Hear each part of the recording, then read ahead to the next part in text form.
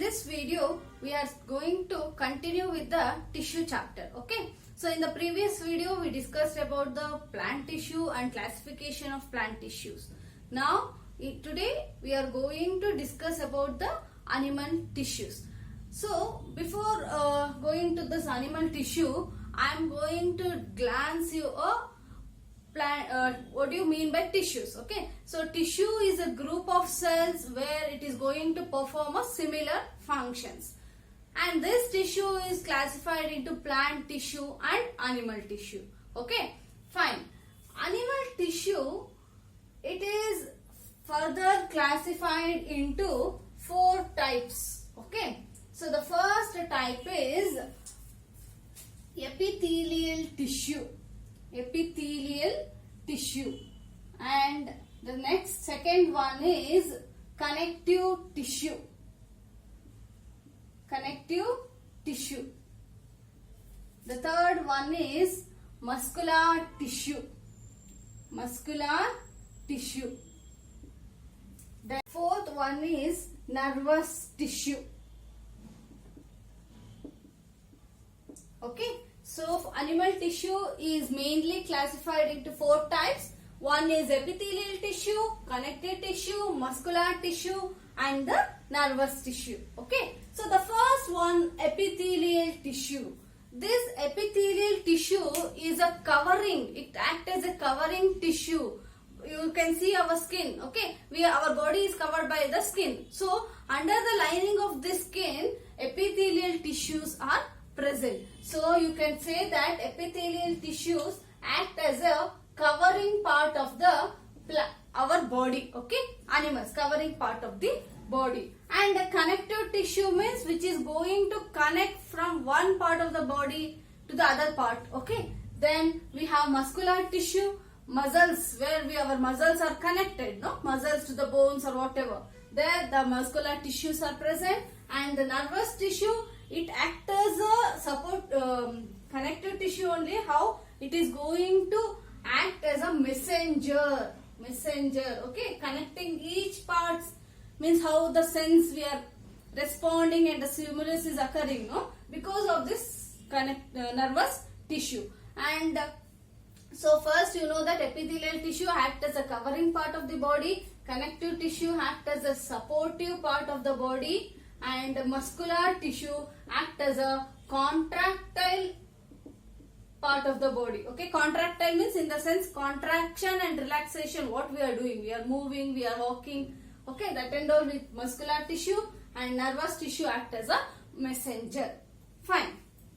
See children, this epithelial tissue is further classified into 4 types. How means? It is classified based on the shape of the cells. Okay.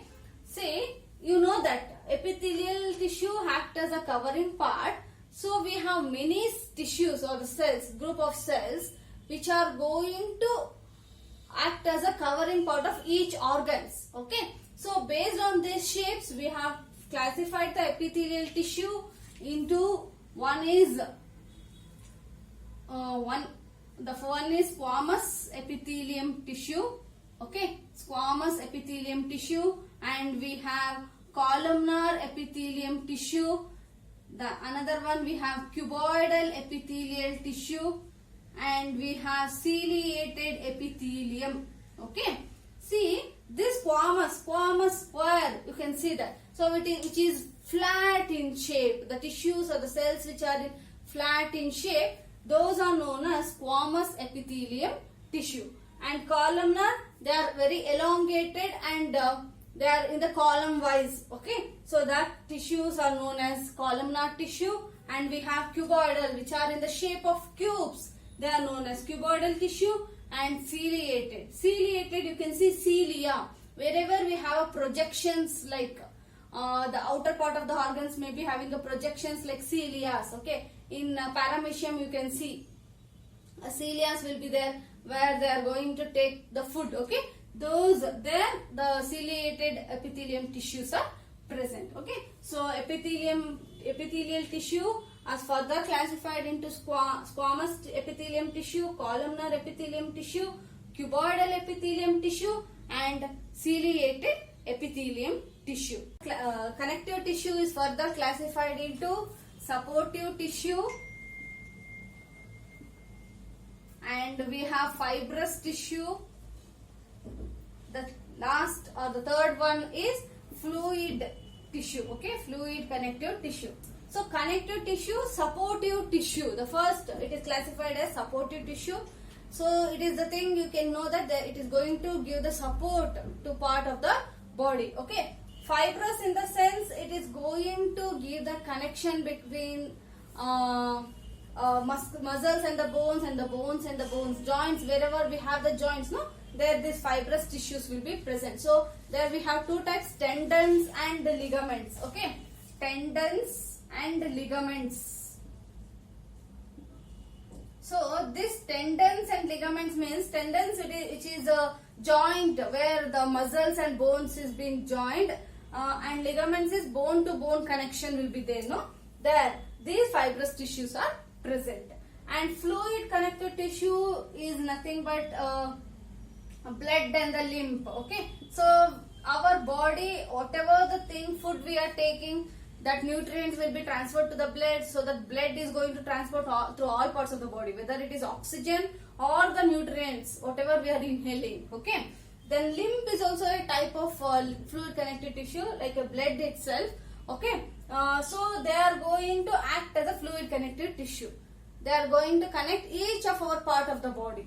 Okay, so they are in the fluid form, no? So that is known as fluid connective tissue. Fine. Connective tissue is classified into supportive tissue, fibrous tissue, and fluid connective tissue. Okay. Now this supportive tissue, I told you, that is, one is bone and cartilage. In this bone and cartilage, the supportive tissues will be present, because our body is made up of skeletal, where bone, that is only giving the structure, no?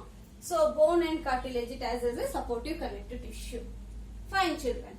Now next we are going for the muscular tissue.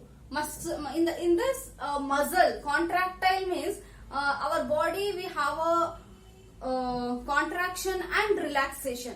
We can move our body whenever we want. We are moving our hands, we are moving our legs, we are walking, running, or whatever, no? So these are all because of this muscular tissue. So this muscular tissue is classified into three types. One is striated muscle, unstriated muscle. Okay, striated muscle, unstriated muscle, and the third one we have cardiac muscle. So wherever these muscles are present, the muscular tissues are because of this muscular tissue. Okay, so this mainly function of this muscular tissue, because it helps in the locomotion and the contraction and relaxation of our parts of the body. Okay, so muscular tissues are classified into striated tissue, unstriated tissue, and cardiac tissue. Fine. The last one, that is nervous tissue. See, nervous tissue is acting as a messenger. How does it give a message to the brain, and for that we are giving a response, no? So this is because of this nervous tissue made up of elongated cells. Okay, that is known as neurons. Fine. Because of these neurons only, we are feeling anything, and we are going to respond to those things. So this nervous tissue is made up of very long elongated cells, that is called as neurons, and because of this tissue only we are responding for everything. Okay. Now if you want to walk, means we have to move the leg. That is because of this. The message is passing. We have to walk now. So that itself making us to move. Okay. So nervous tissue. Fine. So this is a classification of animal tissue, where animal tissues classified into four types: epithelial tissue, connective tissue, muscular tissue, and the nervous tissue. Further, epithelial tissue is classified into squamous, columnar, cuboidal, and ciliated. Okay, So epithelial tissue acts as a covering part of the body. Then connective tissue, we have three types of connective tissue: supportive tissue, fibrous tissue, and fluid connective tissue. Then we have muscular tissue. They are also classified into three types: straighted muscles, unstraighted muscles, and cardiac muscles. Then we have the last one, nervous tissue. They are made up of long elongated cells called neurons. Okay, children. So this is a classification of animal tissues, and so from in the previous video we studied about the plant tissue, and in this video we have studied about the animal tissue. Hope you understood the classification of animal tissues. Thank you for watching. Please subscribe and share to your friends. Thank you. Thank you for watching the video. Please subscribe and share with your friends.